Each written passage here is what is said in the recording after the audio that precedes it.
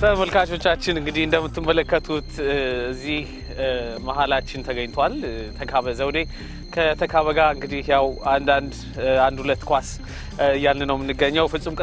ቅጣቱን አረሳ ነው እንደው አንዳንድ ስኪሎችን ለማሳየት ያክል ነው ከተካበ ጋር ተካበ ኳስ ጀምራለሁ አሁን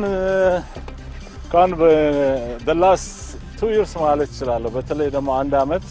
ያህል ብዙ አልተጫወትኩም ያው አንዳንድ ጊዜ ትሬኒንግ አረጋለሁ እንጂ ብዙ እንኳን አልጫወትም ቡድናችን ማለቴ ቨርጂኒያ ቲም እዚህ ነው ይሄ ሜዳ የምታዩት ነው ብዙ ጊዜ ትሬኒንግ የሚያደርገው እና ሊግም ውድድር የምናደርገው እዚህና ሌላ አንድ ሁለት ሜዳዎች አሉ አርሊንግተን ውስጥ ነው የሚገኘው ገንስተን ኤሌመንተሪ ስኩል ይባላል ፋሲሊቲው ቆንጆ ነው ስለዚህ እሁድ የሚጫወቱ ልጆች አሉ እነሱ ላይ ይመጣሉ አሁን ሙሉጌታ ወልደየስ ዘካቢ ነው ይመጣል አንዳንዴ አጋጣሚ እኔም ከመጣው ስም ከመጣ እንጫወታለን እንጂ በፊት ታይሙም ነበር ሜዳውም ፖሲቢሊቲው እንደዚህ እንትን አልነበረም አታጣም ነበር አሁን ግን ትንሽ እንትን ስለሆነ አስቸጋሪ ሆኗል ሶከር ሞር እንትን ሆነ እዚህ አገር እሱ ከዚህ ጋር ኩላችሁ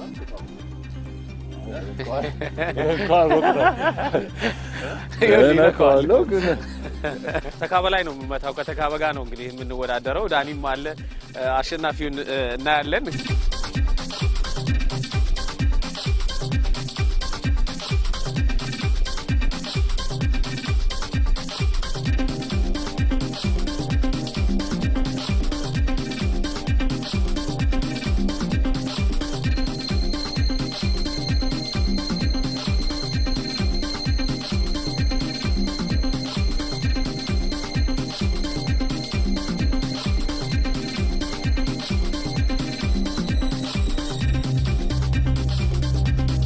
እንግዲህ ተመልካቾች እንደተከታተላችሁት ነው ተካበ ያው ጥሩ በረኝነቱን እንግዲህ አሁንም እንዳልጠፋው ነው ማየት ይቻላል በነገራችን ላይ ተካበ ዳኒ እጁን ሲዘረጋ ይነካዋል ቁመት ስንት ነው ተካበ እኩል ይመስልኝ ነበር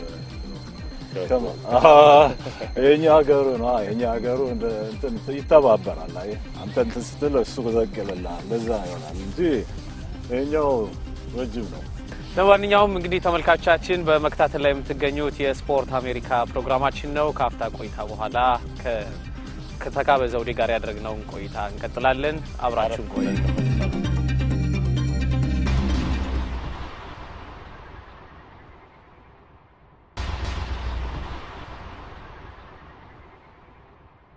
እንግዲህ ተመልካቾቻችን እየተከታተላችሁ የምትገኙት የስፖርት አሜሪካ ዝግጅታችንን ነው ቀደም ሲል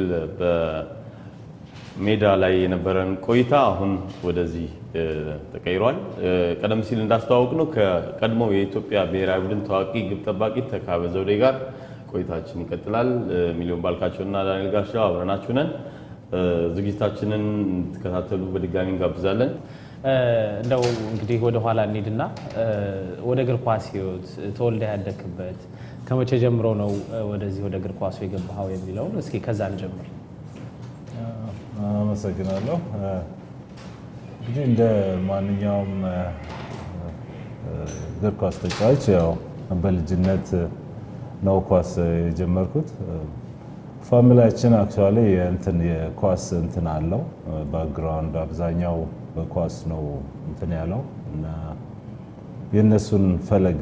የተከተልን ሁላችንም እንትን ወደ ኳስ ውስጥ ቀጠልን ማለት ነው እና ድሬዳዋ ነምበር 1 ቀበሌ ውስጥ ነው ተወልጄ ያደኩት እና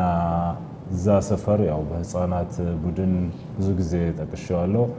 የመጀመሪያ ህፃናት ቡድኔ ኤቨሬዲ የሚባል ነበር። በዛ ውስጥ ተጫወት። እንደገና ምንም እንኳን ቤተሰባችን ሁሉም በኳስ ውስጥ ያለፈ ቢሆንም ፖዚሽኑ ሁሉም ውስጥ ተጫዋች ነው። እኔ ግን መጨረሻውን ቦታ አግኝቼ ማለትም በረኛ የሆንኩት እኔ ብቻ ነኝ እዛ ውስጥ እና ከዛም ከኤቨሬዲ ቡድን በኋላ አንዳንድ ጊዜ ያው በሰፈር ውስጥ ጨዋታዎች እናደርግ ነበር። የተወሰነ ጊዜ የአንድ በሶማሌዎች ቡድን ውስጥ ገብቼ ወንድማማች ይላል ቲሙ። እነሱ እንደውም ብዙ ቋንቋው ስለሚያስቸግረው ወንድማሞች ነበር የሚሉት ብዙውን ጊዜ እንትኑን ስሙን። እዛም ተጫዋች ያለው በኋላ ያው እንግዲህ ምንድነው ይሄ መዋቅር ነው እስከሚለው ጊዜ ብዙም ያው እንትን አልልም ነበር። ዝም ብሎ ጨዋታ ነበር። በቀበሌ መጫወት ሲጀምር ከቀበሌ ያው ከነማ ማለትም ከፍተኛ ከነማ ብዙውን ጊዜ ፍላጎቱ አልነበረኝም ነበር። በዛ ወቅት ኳስ የመጫወት ፍላጎት አልነበረኝም። ወቅቱ ታውቃችሁ ፖለቲካ ምናምን ነበር የዛን ጊዜ። በዛ ምክንያት ትንሽ ወደ ኳሱ እንትን ማለት በኋላ ግን ያው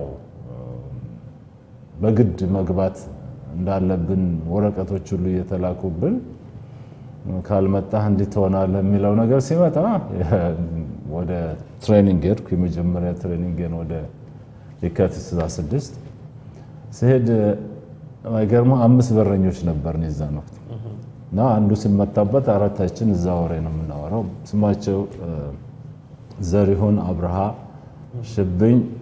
ተድላ የሚሉት 4 ሲሆኑ 5ኛ ተካባውኝ የመጣው ማለት ነው። እና እንግዲህ ብዙ ፋይት ነበር። ምንም እንግዲህ 5ኛ በረኛ ሆነ ብዙ ነገር ኤክስፔክት አታረግም። በሸራ ጫማ ነው ትሬኒንግ ማረገው። እንትን ማለት ጀመርኩኝ። በቃ እንዴ ዝም ብዬ ማረግ ከሆነ just let me take it serious አልኩኝና እንትን ማለት ጀመርኩና ስል አንዱ በረኛ ሲቀር ስል በመስተመጨረሻ 73 መጨረሻ 74 ላይ እድል አገኘሁ። እድሉን የሚያገኘሁት አንደኛው በረኛ የገብርኤል በዓል ውድድር ነበርና ወደዛ ሄድኩ። ገብርኤል እና እኔ ገባው ተጫወት 2-0 አየር ኃይል ለዚሁ ክለብ ማለት ነው። ከነማ ነው ያው ፈርስት ዲቪዥን ነው የሚባለው አሁን በዛ ደረጃ መጨ ገባው 2-0 የመራን ረፍት ላይ መጣ። አቧራ ሆኗል። ቁልቢ መንገድ ከዛ ረፍት ላይ ወጣ አለ ቀይሮኝ ገባ። ግን ጥሩ ነበር። ከዛ በኋላ እንግዲህ ሲሪየስሊ ያስኩትና እንትን አልኩ እና ከዛ በኋላ እንግዲህ እዛ እየተጫወትኩ ሳለው የጨርቃ ጨርቅ ቡድን ወደዛ እንድገባ እንትን አለኝ ጠየቀኝ። 11ኛ ክፍል ነበርኩ የዛን ጊዜ መስለኛል። 11ኛ ክፍል 12ኛ ክፍል ወደ ናይት የምሽት ገባውና ወደ ጨርቃ ጨርቅ እንትን አልኩ። ጨርቃ ጨርቅ እንግዲህ በጣም ጥሩ ቲም ነበር በዛን ጊዜ። በዚህ ላይ የኔ ትልቁ ወንድሜ ስለሺ ዘውዴ ይባላል እዛ ይጫወት ነበር እና እጀስ እናቴም በጣም ነው ደስ ያላት። የልጄ ቡድን ገባህልኝ ምናምን የሚል ነገር ነበርና እዛ ተጫወትኩኝ። በዛ አመት ሁለተኛ በሆነን አለፍን። የክፍለ ሀገሩን አዲስ አበባ የሚከደው አክቹአሊ ከነማ ሆነን አልፈን ሄደን በጣም ጥሩ ያልሆነ ውጤት ነበር ያለው። ያኔ የኢትዮጵያ ሻምፒዮና ነበር የሚባለው። የኢትዮጵያ ሻምፒዮና ነው። አዎ የኢትዮጵያ ሻምፒዮና ነበር እና ጨርቃ ጨርቅ ሄደን በወቅቱ በጣም ጥሩ ልጆች እነ ሚግ እነ ዳኛቸው እነ መስፍን እነ ሲሳይ ጥሩ አጥቂዎች ስለነበሩ እነሱን እንትን ለማለት ማረጋው ነገር እንትን ያያረገ ይመጣ ጥሩ ጥሩ በጣም እና ክፍለ ሀገር ውስጥ ብዙ ሜዳ ውስጥ ገብቼ ችግር አይኖርብኝ። ለምን ከነሱ እንትን የሚል ስትራይከር የተሻለ ብዙም አልነበረም ወይ አዲስ አበባ ሄደን ከጨርቃ ጨርቅ ጋር እንደ ድል እንግዲህ እድል አይደለም ጥሩ ነበር ቲማችን በወቅቱ ከፍተኛ ውድድር ያሳየ የነበረው እንግዲህ ክፍለ ሀገሩ ኢትዮ ሲሚንት ነበር ከኛ ጋር ተጫውተው እሱን በመጀመሪያውም በፋይናሉ ማሸነፈ ነው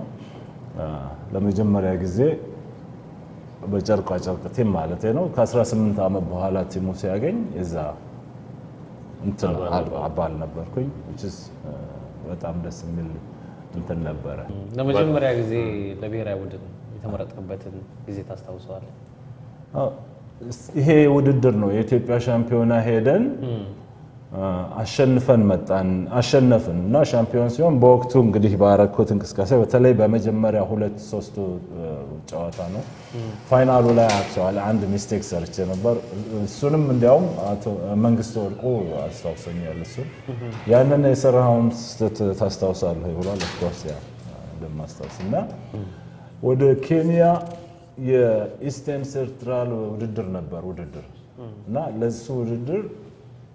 as third goalie ሶስተኛ ግብ ጠባቂ ሆኜ ነበር ግን እንዴት አላደላ ወደ በረኝነቱ እኔ አላደላሁም actually አንዳንዴ እንዴት ነው በሰፈር ውስጥ በሳንቲም ትጫወት የለ ምናልባት ያችን ሳንቲም ለመውሰድ ስትል ጎልህን ለመከላከል ትፈልጋለና በዛን ወቅት ገባለ ጎሊ ሳታውቀው ያ ቦታ እንትን ይልሃልና ብዙ ጊዜ አልወድም ነበር በረኛ እንዲያውም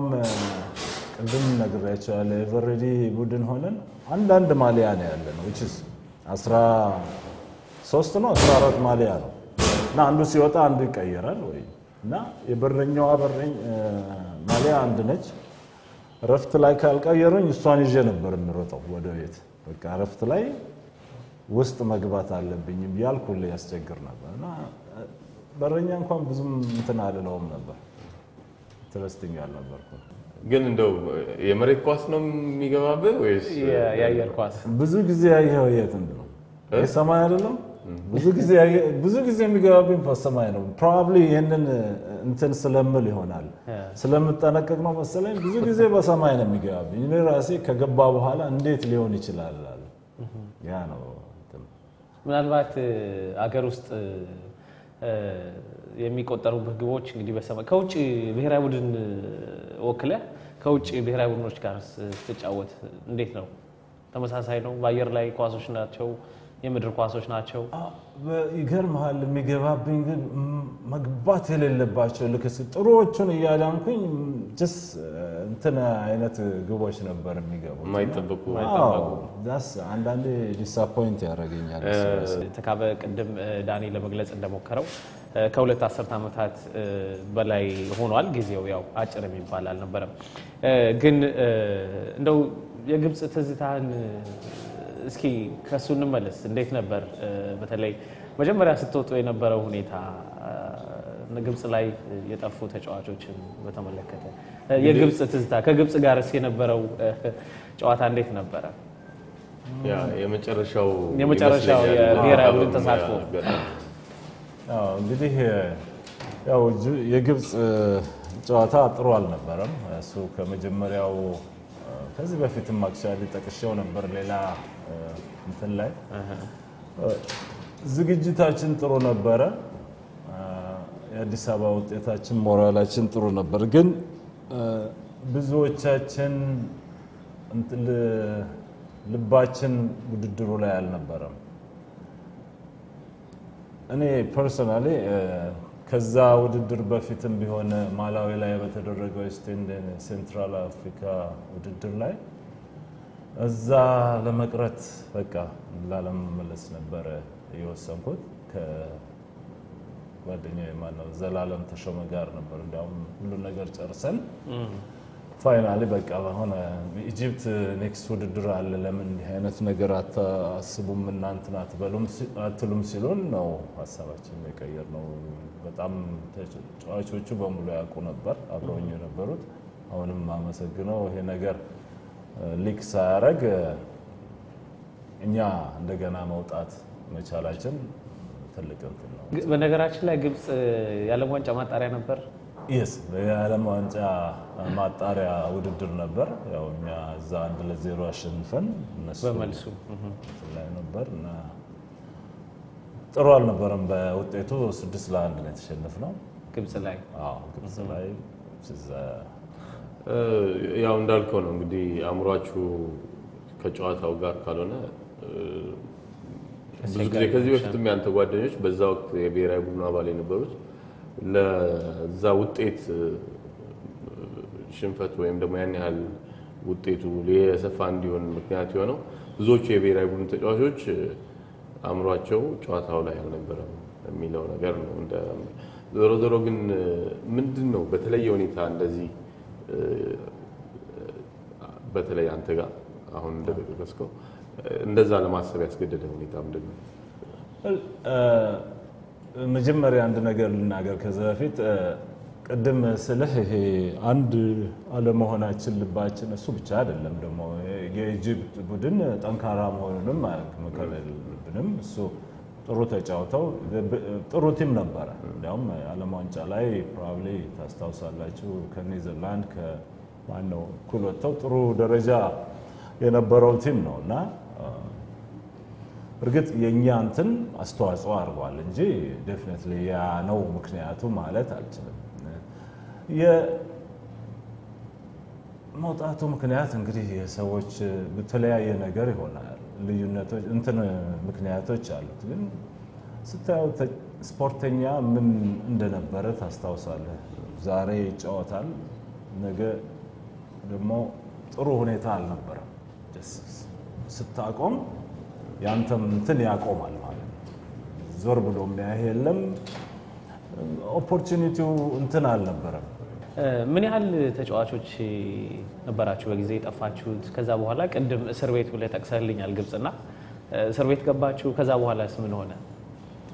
ይሄን እስር ቤቱን እንኳን እኔ በእውነቴን ነው ባወራው ብዙ ሰው ያዝናል ብዙ ሰው እንትን ይላል ይወዝ እንትን ነው አስቀያሚ ነበር እርግጥ ከኛ የባሰ ደግሞ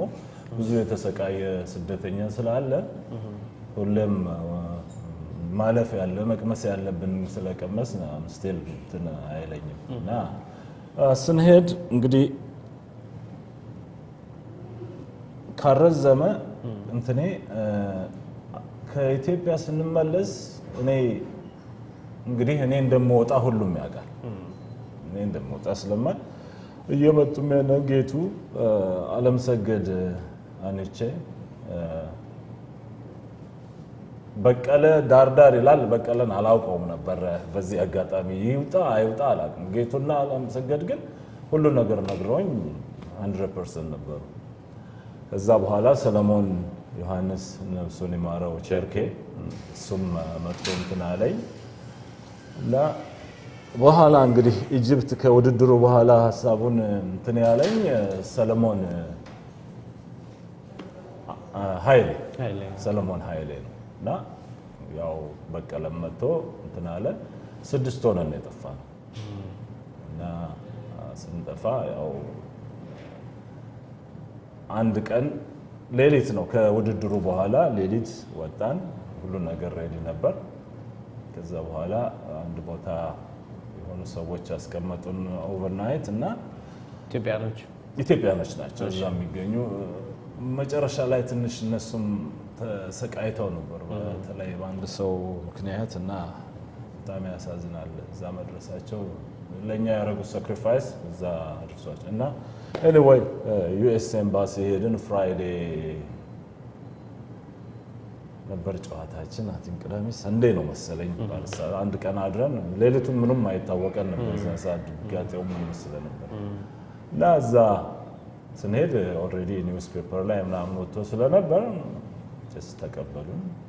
ከዛ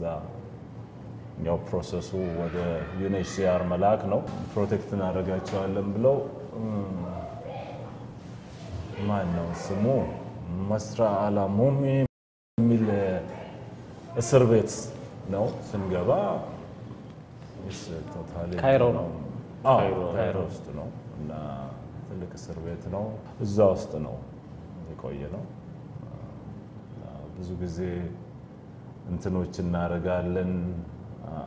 አመጾችን ፈጥረ ነበር በቃ እንዴ እስከመቼ ነው የምንቆየው ብለን ፋይናሊ ወደ 7 ምናምን ወር ከቆየን በኋላ ነው እንግዲህ እዛ ውስጥ ከተማ አልወጣንም ይሄን ያህል ጊዜ እና ምግብ አድማ that's the only እንትን ያለን አደረግን ፋይናሊ በቃ እንግዲህ እሱ ነው በቃ አንድ ቀን ብንጨምር ኖሮ አንድ ሰው ከዛ ውስጥ ይሞትብን ነበር አንድ ሳምንት ያህል እንትን አረግና ፋይናሊ የእስር ቤቱ ኃላፊ ከዚህ አውጣልኝ የሚል እንትን ለዩኤንኤችሲአር እንትኑ ሲልክለት በኋላ የሬድ ክሮስ እንትኖች አመጣና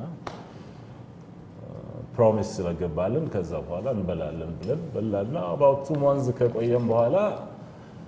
ወደ ሴንትራል አሜሪካ ውስጥ ቤሊዝ የምትባል ከተማ ይሄ ብቻ ነው የተገኘው አሉና ወደዛ ሄድን እንግዲህ ያ ነው ከካይሮ ቤሊዝ ሄዳችሁ ማለት ነው ከ7 ወር ስር almost 9 months